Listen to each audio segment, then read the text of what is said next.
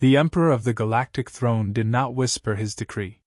His words were amplified by palace resonators and broadcast across half the known spiral. The charges were short, the verdict absolute.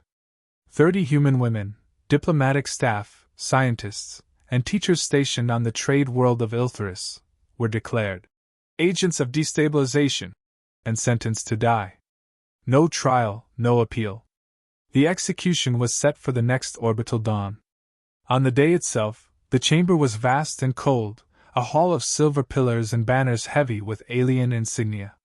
Chains clinked softly as the condemned were led forward, their uniforms and civilian clothes marking them as non-combatants. Above them, the throne sat on a raised dais, carved from the obsidian heart of a dead world. The Emperor did not rise. He watched as drones read the charges in a voice devoid of emotion, every syllable translated into a dozen tongues. The women did not plead. They stood in silence, shoulders squared, their eyes fixed not on the Emperor but on the horizon beyond the transparent walls, a dark sky veined with the glow of the galactic core. When the final sentence was spoken, the chamber's ambient lights dimmed. A single tone resonated through the air. And then they were gone. Every second of it had been transmitted live across the galactic network.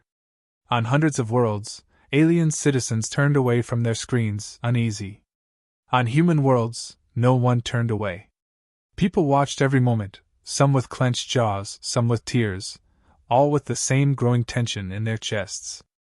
The Empire had made examples before, pirates, rebels, dissidents, but never humans of this stature, never civilians under diplomatic protection. For centuries, the throne had used fear as its currency, each act of brutality a message to every subject race. This time, the message struck deeper. Within hours, the images spread beyond official channels. Independent broadcasters slowed the footage, showing the women's final moments again and again, their faces unflinching under the weight of alien justice. Commentators dissected the Emperor's expression, the smug set of his jaw, the satisfaction of a ruler who believed he had struck a decisive blow against an upstart species. On Earth, the news struck like an impact shockwave. The Terran Union Parliament fell into chaos. Voices shouted over one another, some calling for restraint, others for immediate retaliation. Crowds filled the streets of every major city, holding up screens with the victims' faces and names. In the orbital colonies, mining crews shut down operations in silent protest. Entire shifts gathered in mess halls to watch the execution replay until their supervisors ordered the feeds cut. The human media named them the 30. It was not just a label, it became a rallying cry. Artists painted their portraits in stark monochrome, with the date of their deaths etched below. Musicians began writing songs without lyrics, built on pounding rhythms meant to mimic the human heartbeat. Historians drew parallels to Earth's oldest stories of martyrdom and defiance. In military circles, the mood was colder. Admirals convened encrypted conferences with fleet commanders stationed light years apart. They discussed logistics, fuel reserves, the state of warship hulls long held in mothballs. There was no formal order to prepare for war, yet every officer understood that the question was no longer if, but when. The Emperor's court dismissed the public outrage as theater. They spoke openly of humanity as a species, bred for overreaction, driven by sentiment rather than strategy.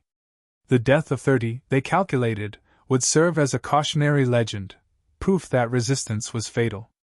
But for humanity, the calculation was different. The throne had crossed a threshold from which there was no return. The 30 were not only victims, they were the line drawn in the dust of the stars. Their execution was not a lesson in submission, it was a challenge to the species' survival instinct. Somewhere in a quiet office aboard the Lunar Administrative Complex, an old admiral watched the footage one final time before cutting the feed. He sat back in his chair, hands folded, eyes on the distant Earth through the viewport. "They think we've learned fear," he said softly to the empty room. "They've only reminded us what we fight for." Across the human territories, that same thought took root, silent, steady, and dangerous. The throne believed the matter closed. Humanity knew it had just begun. The first response was diplomatic. Encrypted couriers carried formal protests to the throne, demanding accountability for the executions and the return of the victims' remains. None returned. Within a week, 2 envoys vanished in transit, and the Empire issued a brief communiqué. The matter is concluded. Further contact on this issue will be ignored. On Earth, the message was received with the weight of finality. Every human leader knew what it meant. There would be no justice through negotiation. The throne had closed the door, and humanity had been left on the outside with its grief and its anger. The decision to act came in a sealed chamber beneath the Terran Union's Capitol dome. Representatives from Earth's nations, colonial governors from Mars and Luna, fleet admirals, industrial magnates, and civilian activists sat at a single table. The meeting was unprecedented. Never before had every voice of consequence in human space been present in one room without faction or veto. For hours, the debate moved from fury to caution and back again, weighing the cost of war against the certainty of humiliation if nothing was done. The room eventually fell silent, not from consensus but from inevitability. The throne had killed more than 30 human lives. It had attacked the core of humanity's identity. An act of submission now would not buy peace, only guarantee the next blow. A vote was taken. It was unanimous. The statement drafted that night was short and without rhetoric. You murdered 30 of ours. We will not stop until your throne burns. It was transmitted simultaneously to every recognized power in the galaxy. The wording was deliberate, not addressed to the Emperor alone but to every species and government that might be watching. The message was not merely a declaration of war, it was a declaration of intent. The following day marked the largest mobilization in human history. Dockyards on Luna began full production cycles, civilian shipping lanes were requisitioned for military logistics, and asteroid mining consortia were ordered to divert all refined metals to warship construction. Mars repurposed its orbital foundries, converting automated manufacturing lines to churn out weapons and armor plating. Colonies in the outer systems, far from the Empire's immediate reach, volunteered their entire fleets of freighters for conversion into gunships. Scientists formed emergency task groups, merging projects across corporate and academic lines to accelerate weapons research. AI strategists were brought online with minimal restriction, tasked with developing asymmetric combat doctrines against an enemy whose fleets outnumbered humanity's 100-fold. Engineering guilds, often bitter rivals, began sharing proprietary schematics as though they had been one organization all along. Civilian participation was no less intense. On agricultural worlds, communities offered up harvest freighters to serve as troop transports. Small orbital stations pooled their limited defenses into convoy networks, ensuring that no ship would travel alone. Citizens pledged portions of their savings directly to the war effort, bypassing governmental channels in favor of funding specific regiments, vessels, or scientific teams. The sense of unity was not manufactured, it was raw, instinctive, and absolute. In every human city, the names of the 30 were read aloud in public squares. On Earth, 11 billion people stopped what they were doing as the broadcast began. Each name was spoken clearly, followed by the age, homeworld, and role of the fallen. There was no music, no ceremony beyond the silence that followed each name. Across the colonies, similar ceremonies unfolded, synchronized to Earth's rotation so that the moment was shared in real time by the entire species. By the end of the week, those names were etched into the hulls of new warships leaving drydock. Crews adopted them as rallying symbols, swearing to keep their vessels in the fight until every weapon was spent. For the fleet, these were not just ship names, they were a promise. The throne's analysts received the declaration and their reports of mobilization with detached amusement. To them, this was the tantrum of a species unaccustomed to its place in the galactic order. They saw industry in motion but not the will behind it. They believed that fear would eventually temper the noise, that human resolve would bend under the prospect of annihilation. They did not understand what had been decided in that chamber beneath the Capitol dome. This was not a war for territory or prestige. It was a war chosen in full knowledge of the cost, a war that would end only when one side ceased to exist. For humanity, the executions had been the last warning it would ever receive. For the Empire, There would be the last act of dominance it would ever commit. The first blow fell without warning. A formation of human corvettes emerged from the edge of a nebula and tore into an Imperial supply convoy bound for the frontiers. The engagement was over in minutes. Every freighter was destroyed, every escort crippled.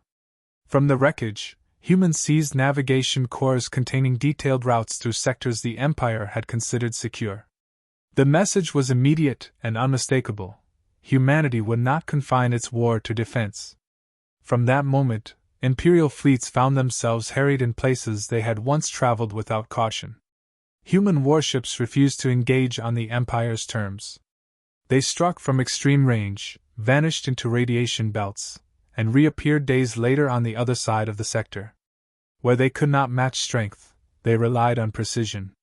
A single well-placed kinetic projectile could split the spine of a battleship if delivered at the right angle and velocity. Mining equipment was modified to launch such projectiles from hidden platforms anchored to asteroids.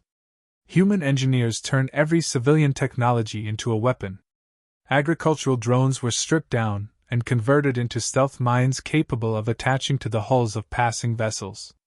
Outdated cargo tugs were fitted with high-output engines, loaded with explosives, and guided on terminal courses toward Imperial carriers. Artificial intelligence models ran simulations that explored millions of combat scenarios, identifying maneuvers that no living commander would attempt and executing them without hesitation. The Empire was unprepared for an enemy that treated the void itself as a weapon. Human fleets used gravity wells to slingshot through contested systems, appearing behind Imperial formations before their targets even registered the threat.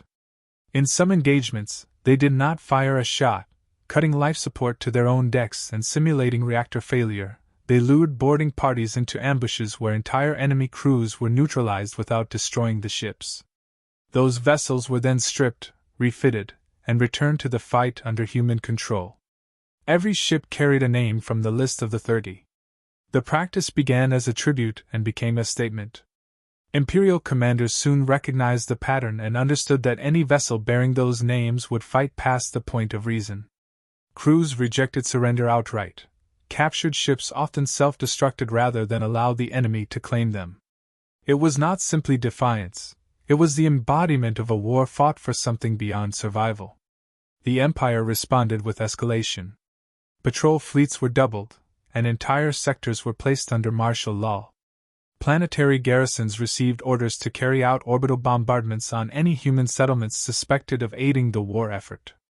In return, human forces began targeting the estates, private docks, and resource worlds of the imperial nobility.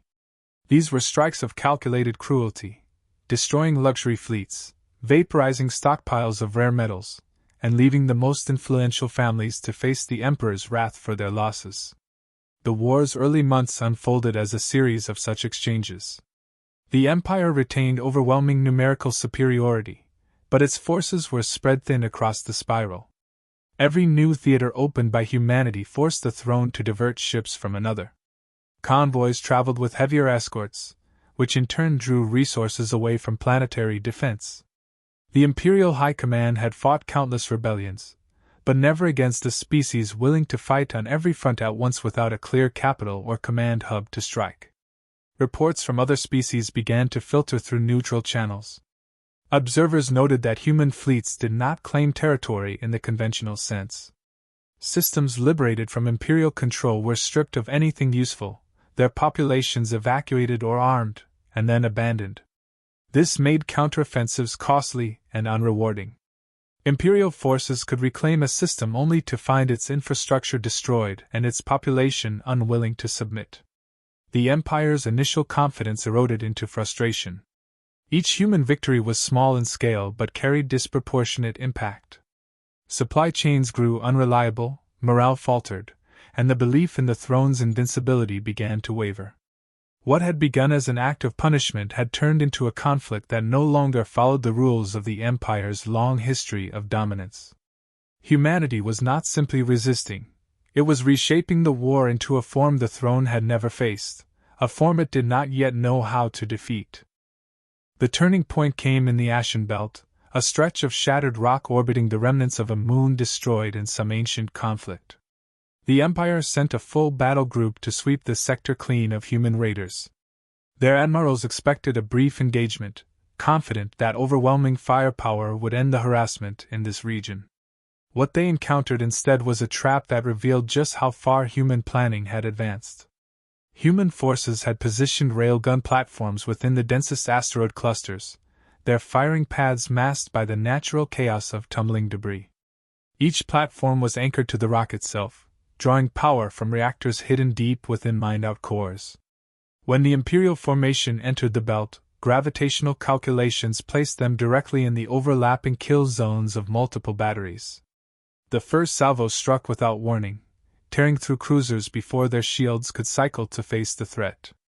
Imperial doctrine dictated closing ranks under heavy fire, a maneuver that had served them well against disciplined but conventional enemies. In the belt, it proved disastrous. As the fleet compressed its formation, human strike craft emerged from concealed trajectories, using the gravitational currents to accelerate beyond expected limits. They threaded through the gaps in the enemy's defensive screens and targeted engines and communication arrays. The chaos severed command links, leaving individual captains to guess at strategy while their ships were cut apart. Hours later, the belt was silent. Wreckage drifted slowly between the asteroids, the heat of battle already cooling. Not a single Imperial vessel escaped intact. The victory sent shockwaves through the galaxy. For the first time, a fully equipped battle group had been annihilated by a force the throne had considered strategically insignificant. The effect on morale was immediate. Imperial officers began to question the reliability of their intelligence. Civilian sectors whispered about the possibility that the throne could be challenged, a thought once considered unthinkable.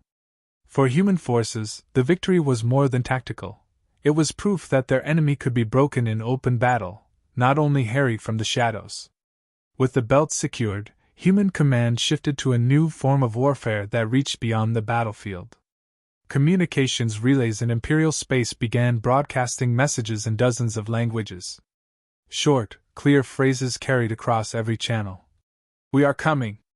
Your Emperor cannot protect you."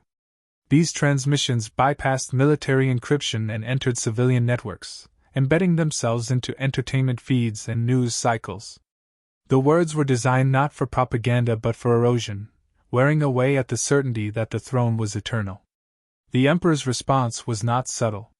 He issued the extermination directive, a classified order to erase Earth's biosphere completely. The plan called for a concentrated strike using capital ships equipped with planetary bombardment arrays. It was an act intended to end the war by removing its heart. But nothing in the war remained hidden for long. Human intelligence, operating through a network of defectors, smugglers, and embedded agents, intercepted the directive before the fleets could assemble. Within hours, the knowledge reached every level of the Terran High Command. The choice was immediate and unanimous. Waiting for the blow to fall was not an option. Orders went out under the codename Final Dawn. Every available fleet was to converge on the throne's core systems. The objective was not limited to crippling the Empire's military strength. It was to remove the Emperor himself and dismantle the seat of his power. The decision left no room for retreat. Every commander understood that the operation would either end the war or end humanity as a political force in the galaxy. On the eve of the offensive, a transmission was sent to all human forces, recorded by a fleet captain whose ship bore the name of one of the 30. The words were simple, spoken without flourish or sentiment. "They took 30 of ours. We'll take their eternity." The recording played on a continuous loop in ready rooms, on bridge decks, and in the cramped quarters of assault troops preparing for the strike. The belt had proven that the Empire could bleed. Final Dawn would decide if it could die. The fleets of Final Dawn entered Imperial space in coordinated waves, bypassing heavily defended sectors and striking at the heart of the throne's power. Human ships shed their escorts in transit, each detachment assigned a precise target within the concentric layers of defense surrounding the Emperor's world. Older vessels, deemed too slow or damaged for fleet actions, were deliberately packed with surplus reactors and directed at the planetary shields. The collisions drained power in surges that Imperial engineers could not replenish fast enough, forcing them to divert energy from weapons and orbital defenses. While the outer defenses faltered, strike groups dove into the gaps. Dropships descended through the thinning shield lines, their approach masked by electronic countermeasures and the electromagnetic chaos left by detonating hulks. Capital ships in orbit exchanged fire at point-blank range, either side maneuvering for escape. The humans had not come to survive the battle, they had come to end it. Surface resistance was immediate and brutal. Imperial Guard units, bred for loyalty and endurance, held the palace approaches with disciplined precision. Human assault teams advanced in relentless pushes, collapsing choke points and seizing corridors meter by meter.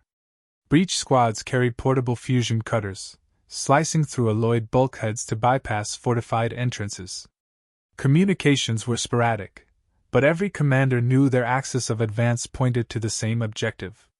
Inside the palace's central hall, the Emperor waited.